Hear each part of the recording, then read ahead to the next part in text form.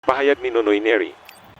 Si Cuadro Alas lang raw ang tatalo kay Inoue dahil sa kanyang tapang at tigas at walang sinasanto na kalaban. Fake fans ni Tapiles ni Real Talk ni Alas at Neri. Nagsisiiyakan sa pahayag ni Coach Neri at Cuadro Alas. Dahil sa ginawang laban ni Tapales na puro lang depensa ang ginawa.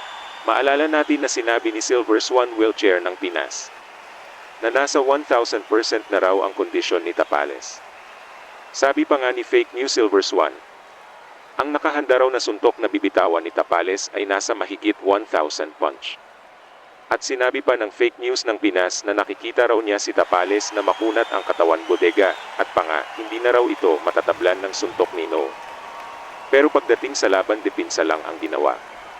Sabi nga ni Coach Neri kung nasa 100% raw ang kanilang training camp na ginawa, bakit raw nagkaganon pagdating sa laban? Good luck.